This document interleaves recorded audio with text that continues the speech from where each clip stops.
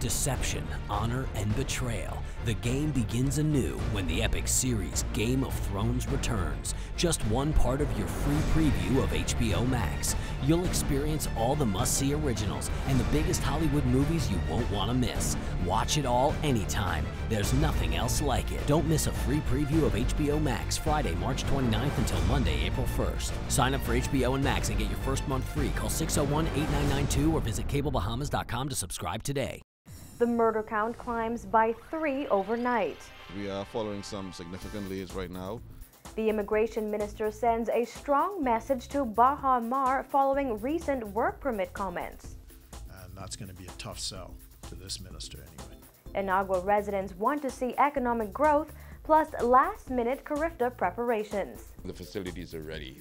I'm Nikia DeVoe, and this is NB12 Weekend.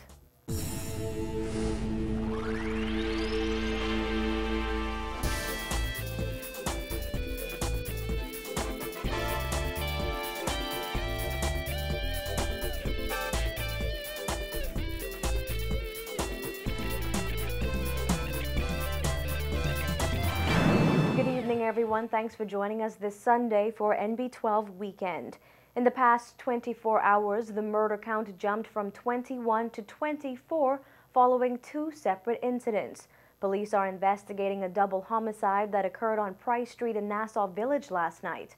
Scores of onlookers crowded the area just beyond the crime scene tape as investigators looked for any evidence that would help them determine what happened.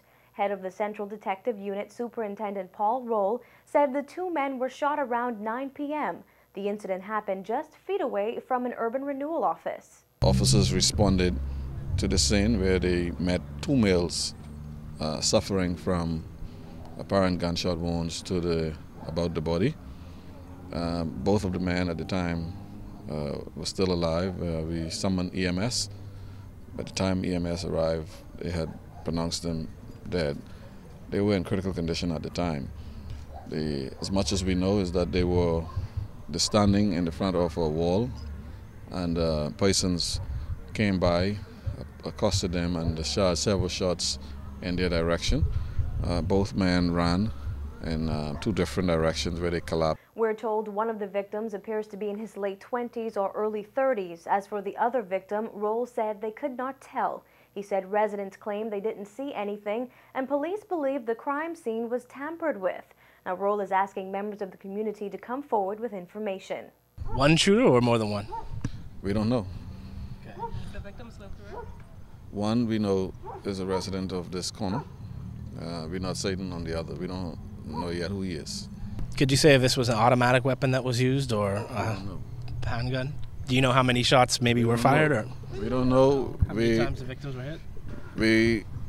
Much as I can say to you, they were shot multiple times.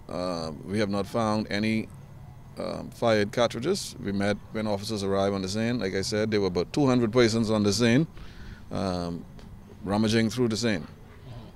And so they interfered completely with the scene. And what we're saying is we now need them to come and help us to solve this murder. Okay, so we have no information, have no idea yet as to what took place. And hours later, police were back at it investigating another crime scene early this morning.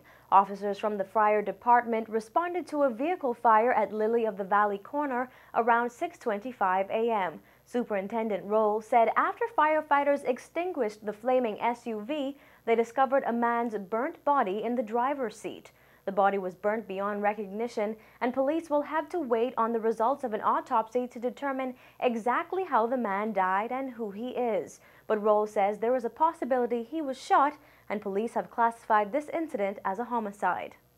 Our preliminary investigation suggesting that sometime around 6 a.m., persons reported hearing reports of about 3 gunshots in this area and observed 2 males running east along Lily in the Valley corner into the Thompson Lane area with what appeared to be a weapon, a gun in their hands. Now, police later discovered bullet casings in the burned vehicle, and Roll said that they're now receiving tips from residents of both areas. He said investigators are following significant leads in both incidents. The Defense Force Harbor Patrol Unit recovering a 32-foot cabin cruiser marine vessel this morning that was reported stolen. Investigations led Royal Bahamas Defense Force Marines to Montague Beach, where they identified the alleged stolen vessel being hauled out of the water by a tow truck. The wrecker driver reportedly attempted to escape when he spotted the Marines. A chase ensued, and the boat named Carolyn and the wrecker were apprehended by Marines in the Village Road area. NB12 was on scene as the armed officers guarded the boat as they waited for the police to arrive. The stolen vessel and wrecker driver were turned over to the police for further processing. Well, in other news, following the recent surprise and alarm expressed by top hotel executives regarding the government's recent announcement on work permit restrictions, Minister of Foreign Affairs Fred Mitchell said Bahamians will have first preference for any job, and work approval for foreigners in certain positions will be difficult to obtain. Celeste Nixon has the story. Mitchell sent a strong message to officials of the Bahama Resort that his ministry would be hard-pressed to approve large amounts of work permits for the multi-billion-dollar mega resort. Mitchell said with thousands of jobs set to come on stream at Bahamar, it is essential Bahamians have the proper training to fill the positions. And we're particularly worried because there are 7,000 jobs that are said to be coming at Bahamar. And if we don't address this issue of training, they will fix their mouths to come to the Department of Immigration talking about work permits for, bartenders, housekeepers, and laborers in the hotel sector. And that's going to be a tough sell. Early this month in Parliament, Mitchell announced the government's plans to clamp down on the number of work permits issued to foreign maids, housekeepers, and domestic staff. He also hinted that further restrictions could be coming in other industries. In response, Bahamar officials have voiced concerns about the move, claiming there's a skills shortage for qualified Bahamians. Mitchell said while the mega resort has spoken out publicly regarding a labor shortage, he said work permits should not be issued for unskilled labor. I can see the signs of what they're doing, but I'm telling them, cut it out, get the training program going. Because, we're not going to have these kids sitting on the side of the street watching people working at Bahama talking nuts about they're going to get work permits for housekeepers and laborers. Shouldn't happen. Mitchell said it is up to all stakeholders, including employers, to take an active role in training Bahamians. Well, I think obviously, any employer has to think about the future and their business, and they want their business to succeed. All I'm saying is that this has to be a social partnership, private and public partnership, to get the training job done. And an enlightened private sector would not simply be copying and complaining in public without helping to do something about it. And that's what we're trying to get a buy-in on, is there's a stake for all of us in this. Mitchell said the government's national training program is scheduled to begin in June. Reporting for NB12, I'm Celeste Nixon. Tonight we have more information on the 17 Cubans who were apprehended by the Royal Bahamas Defense Force yesterday. Operations Officer on HMBS Nassau, Lieutenant William Stirrup, told us how the 14 Cuban men and 3 Cuban women got to Key Lobos in the southwest Bahamas. They suggest that they were brought there, they were dropped there by a vessel, and another vessel was supposed to pick them up, but that vessel never showed up, so they were left stranded there. Okay, and do you know where their destination was? No, I don't know. The Cubans were taken to the Royal Bahamas Defense Force base in Coral Harbor yesterday evening after a 24-hour boat ride aboard HMBS Nassau. They were turned over to immigration officials and are currently at the Carmichael Road Detention Center awaiting repatriation. Public Relations Officer Lieutenant Origen Delaveau said while Cuban is the second highest nationality when it comes to illegal migrants, the apprehension of Cuban nationals are few and far between, with only 28 apprehended last year. Over the past 5 years, our statistics would reflect that only 150 migrants, Cuban migrants, would have been repatriated from the Bahamas as it relates to the Defense Force apprehensions, compared to 4,000 plus for Haitian migrants. However, the immigration minister said he's watching the arrival of Cubans to the country to determine whether any special factors are driving it. He also gave an update on the 4 female Cuban detainees who reportedly refused to eat last week while at the detention center.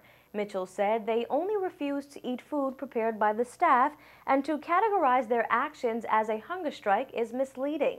The women told the Director of Immigration that they were not eating because they don't want to be repatriated to Cuba. The women were apprehended after reportedly overstaying their time in the Bahamas. Mitchell said the women were examined by a doctor and were found to be in good health. He added that they have been interviewed by officers trained by the United Nations High Commission for Refugees, and they do not fit the criteria to qualify for political asylum. Well, concerns were recently raised about the storage of confiscated marine vessels during the course of a police investigation after a sunken Haitian sloop docked in Inagua leaked more than 220 gallons of oil in the Matthewtown harbor. Minister of Transport and Aviation, Glenys Hannah Martin, said protocol is already being developed to deal with these issues. Whoever has responsibility for the various portions of the journey, which I'm told even includes the Customs Department, that we ensure that all of those stakeholders in this process are on the same page and that a protocol is developed that works like clockwork, that does not prejudice an investigation, but at the same time doesn't prejudice the viability of this port to the people of this community. Inagua, being the southernmost island in the Bahamas, is a point of interdiction for drug and human smugglers and illegal migrants, and many vessels are confiscated by the Royal Bahamas Defense Force, the Drug Enforcement Unit, and other law enforcement agencies. Sometimes the vessels are interdicted and the investigations are ongoing. The problem, though, is that while they're in this small harbor, if the investigation has any sort of extended period, it becomes then at risk in terms of weather conditions, etc. In many of these cases, when you have weather conditions that are adverse, the vessels sink. And so you have a problem now where you have sunken vessels in a small harbor, which is the only main really harbor entrance for this island, which includes the access for the mailboat. So it's a serious problem. Hannah Martin took us to the harbor and showed us 3 confiscated vessels that were recently interdicted, including the 75-foot Haitian sloop that leaked oil for days. We're dealing with all of them. This one will be moved by the Defense Force. This one, we're finalizing a contract to have that moved. And this one, which is actually now submerged and can't be just moved, we're seeing now how we're contracting someone to move that. But we're trying to move away from this problem where we have to clean up the mess afterwards, including we had an oil spill in here, which is costly and stressful. The minister said a major challenge highlighted by the vessel oil leak is getting equipment to the various islands quickly to deal with cleanup efforts. It was days before environmental health officials could get to Inagua to address the leak after the sloop sank in the Matthewtown harbor due to bad weather. She hopes an oil spill contingency plan for all the islands will put an end to that, which will at least give basic equipment to communities to resist the effects of at least a Tier 1 oil spill, or maybe even a Tier 2. So that's what we're doing now.